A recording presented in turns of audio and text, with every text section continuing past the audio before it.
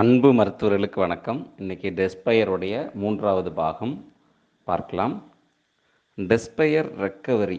அது என்ன டெஸ்பயர் ரெக்கவரினா, ஒரு நோய்வாய்ப்பட்டு அந்த நலமாக்கல் நடக்கும்போது அது நடந்துருமா, நம்ம இந்த குணமாயிடுவோமா, நம்ம இந்த வியாதியிலேருந்து வெளியே வந்துட முடியுமா அப்படின்ற மாதிரியான ஒரு மனவிரக்தி நிலை.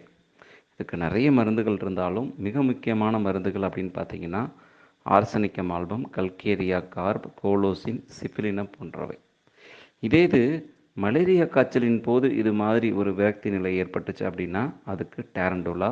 அதற்குரிய ரூப்ரிக் என்னன்னு பார்த்தீங்கன்னா டெஸ்பயர் இன் ஆக். அடுத்து டெஸ்பயர் டியூரிங் கிளைமேக்ட்ரிக் பீரியட். அது என்னென்னா மாதவிடாய் நிற்கும் போது ஏற்படக்கூடிய மனவிரக்தி நிலை.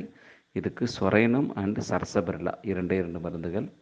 அடுத்து டெஸ்பயர் டியூரிங் கன்வேலசன்ஸ். அது என்ன கன்வேலசன்ஸ் கேட்டிங்கன்னா, இப்போ ஒரு நோய்வாய்ப்பட்டிருப்பாங்க, அந்த நோய் நிலையிலிருந்து கொஞ்சம் கொஞ்சமாக உடல்நிலை மீண்டு வந்திருக்கும், முழுமையாக மீண்டு வந்திருக்காது. அதுக்கப்புறம் ஒரு விதமான உடல் சோர்வு இல்லை அதனுடைய எச்ச சொச்சங்கள் இருக்கும், அந்த நோயினுடைய எச்ச சொச்சங்கள் அதனுடைய ஒரு விதமான ஒரு சோர்வு நிலை இருக்கும் இல்லையா, அந்த சமயத்தில் ஏற்படக்கூடிய ஒரு மனவிரக்தி. இதுக்கு நிறைய மருந்துகள் இருந்தாலும் மிக முக்கியமான மருந்துகள் அலுமினா, ஆர்சனிக் அமால்பம், கல்கேரியா, சிஃபிலினம் போன்றவை.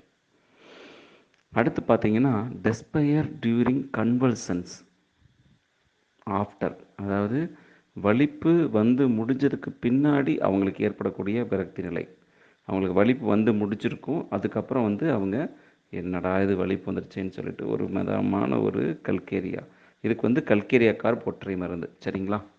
ஸோ அந்த அந்த இசியூ வந்து முடிஞ்சதுக்கப்புறம் ஏற்படக்கூடிய மனவிரக்தி நிலை.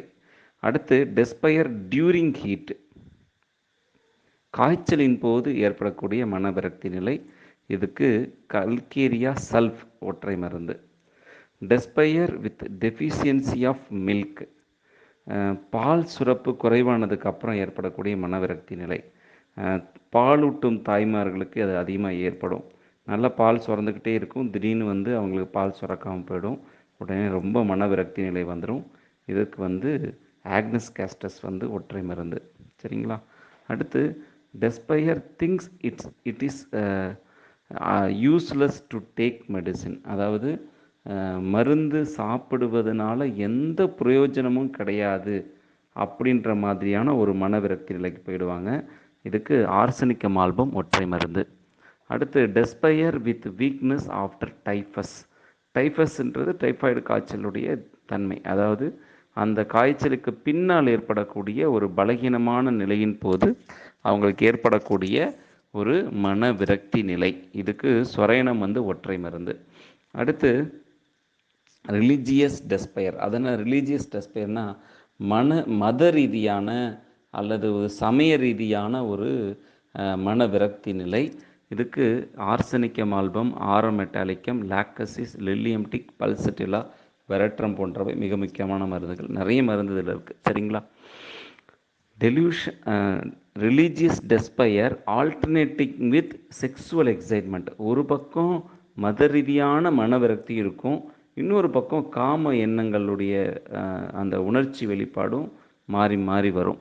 இதுக்கு லில்லியம் டிக் ஒற்றை மருந்து. அடுத்து ரிலீஜியஸ் டெஸ்பயர் கான்ஸ்டன்ட்லி ப்ரேயிங். தொடர்ச்சியாக அவங்க அந்த மத ரீதியான பிரார்த்தனைகள் பண்ணிக்கிட்டு அதே சமயத்தில் மத ரீதியான ஒரு விரக்தி நிலையும் இருக்கும். இதுக்கு பல்சட்டிலா ஒற்றை மருந்து. இது பார்த்திங்கன்னா அவங்க ஒரு வெறித்தன்மையோட பிரார்த்தனை பண்ணுறாங்க அப்படின்னா அதுக்கு ஸ்ட்ரமோனியம் ஒற்றை மருந்து. அடுத்து religious despair during suppressed menses.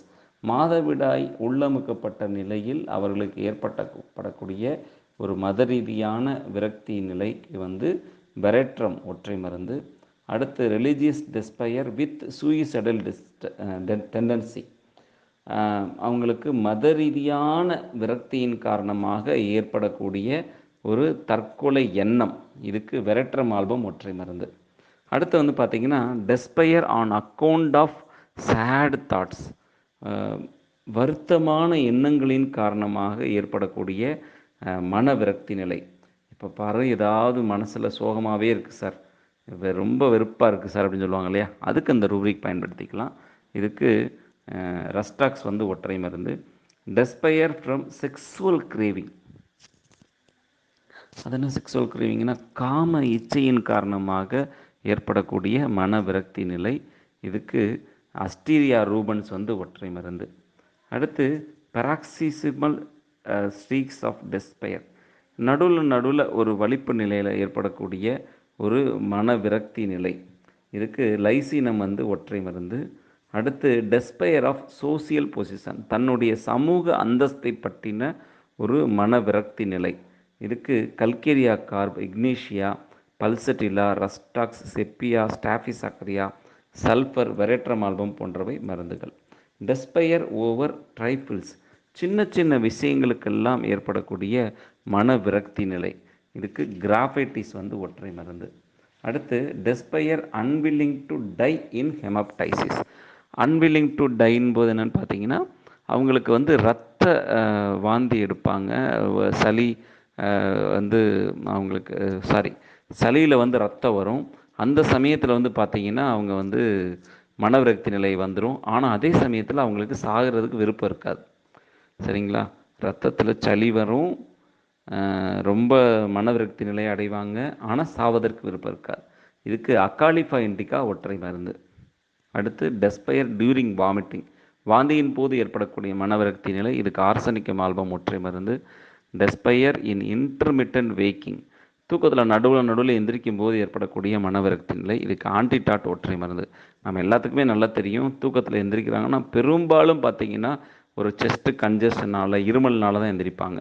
So அந்த மாதிரி தூங்கவே முடியல சார், வெறுத்து போச்சு சார் அப்படின்னு சொல்லுவாங்க பார்த்தீங்களா, அதுக்கு இந்த ரூபரிக் நீங்கள் பயன்படுத்திக்கலாம். இதுக்கு ஆன்டிடாட் ஒற்றை மருந்து. டெஸ்பயர் ஓவர் ஹிஸ் ஒர்க், தன்னுடைய வேலையை நினைத்து அவருக்கு ஏற்படக்கூடிய மனவிரக்தி நிலை. இதுக்கு அனக்கார்டியம் ஒற்றை மருந்து. இது போன்று டெஸ்பயர் பயன்படுத்தி உங்களுக்கு ஏதாவது எக்ஸ்பீரியன்ஸஸ் இருந்தது, இல்லை ரூப்ரிக் ஏதாவது பயன்படுத்தியிருக்கீங்க அப்படின்னா ஷேர் பண்ணுங்கள். நம்ம எல்லோரும் கற்றுக்கலாம். இனிது கற்றல் இனிது. நன்றியுடன் நான் உங்கள் மருத்துவர் முனிய